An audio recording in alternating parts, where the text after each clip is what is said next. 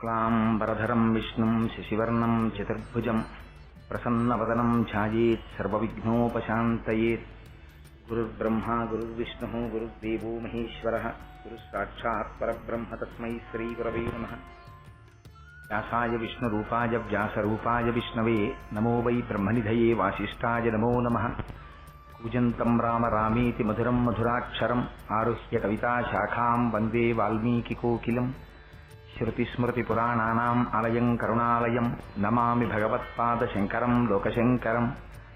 वागर्धाविव सम्पृक्तौ वागर्धप्रतिपत्तये जगतः पितरौ वन्दे पार्वती परमेश्वरौ। सूक्तिं समग्रयितुनः स्वयमेव लक्ष्मीः श्रीरङ्गराजमहिषी मधुरैः कटाक्षैः। वैदग्ध्यवर्णकुणकुम्भनगौरवैर्यां कण्डूलकर्णकुहराः कवयोधयन्ति।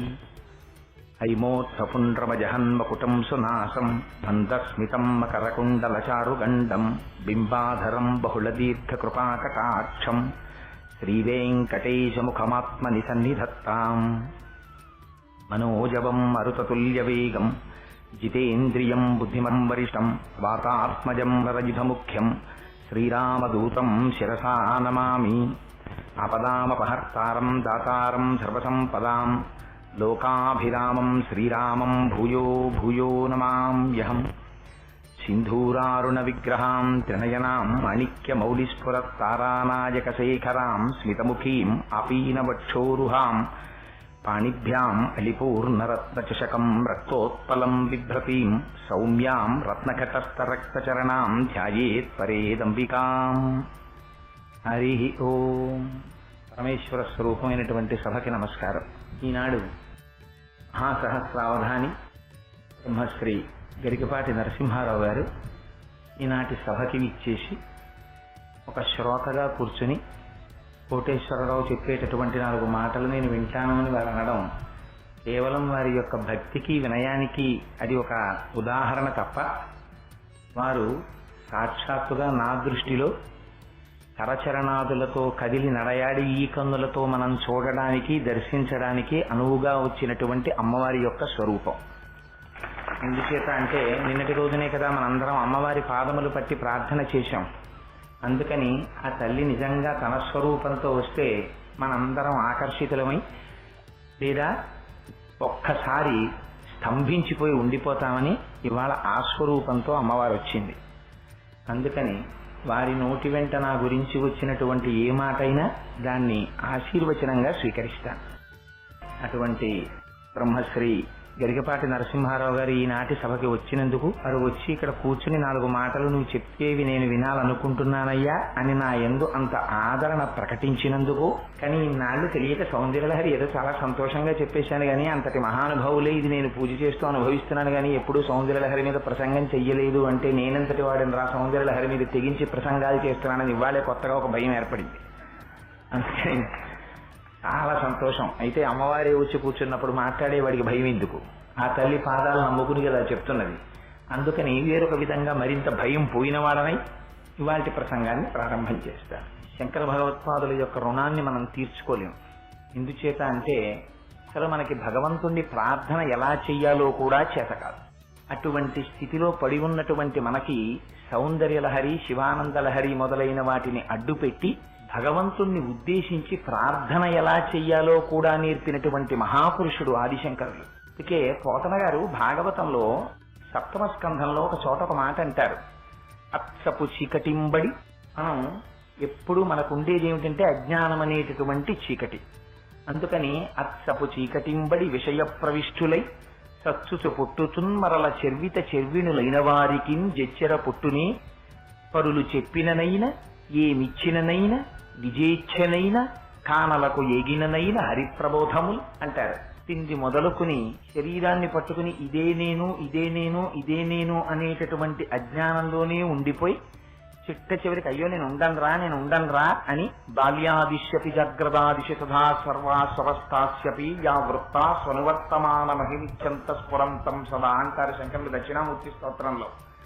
ఒక పక్క అవస్థలు మారిపోతున్నాయి, ఒక పక్క చూస్తే శరీరంలో మార్పు వచ్చేస్తోంది, ఆ శరీరం జర్జరీభూతమైపోతోంది. నేను ఇలా ఉంటాను అనుకుంటున్నావేమో, నేను ఉండను వెళ్ళిపోతాను అని హెచ్చరిక చేస్తోంది.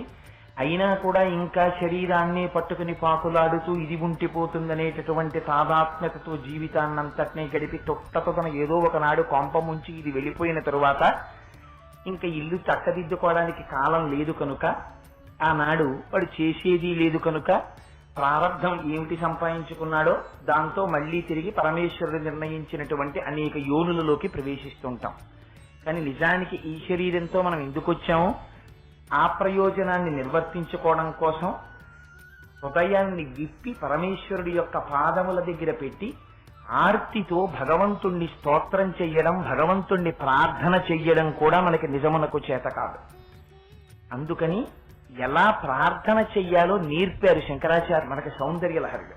ఎంత అద్భుతమైన మాట మాట్లాడతారంటే, ఒరే అందరూ అనలేర్రా, భగవన్నామాన్ని చెప్పడం, భగవంతుణ్ణి స్తోత్రం చెయ్యడం, పరమేశ్వరుని యొక్క కృప నా యందు ప్రసరించాలని కోరుకోవడం, ప్రయత్నపూర్వకంగా అమ్మవారి యొక్క పాదముల దగ్గర కూర్చుని ఏ కోరిక లేకుండా తల్లి పాదముల యొక్క సేవ చెయ్యడమే ప్రధాన ఉద్దేశ్యమై అమ్మ పాద కైంకర్యం చేసుకోగలగడం అనేటటువంటిది మనుష్య జన్మకి మాత్రమే ఉన్నటువంటి గొప్ప అదృష్టం.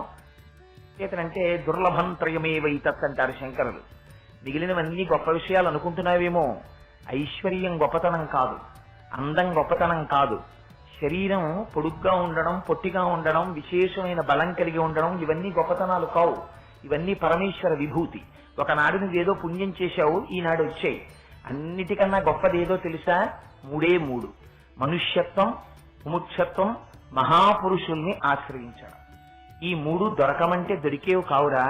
అందులో నీకు మొట్టమొదటనే అనుకోకుండా మనుష్యుడవై జన్మించావు. మనుష్యులవై జన్మించావు కాబట్టి నువ్వొక్కడివే నోరు విప్పి వాక్కు అనేటటువంటి సాధనాన్ని వాడి నీ మొర భగవంతుడికి చెప్పుకోగలవు.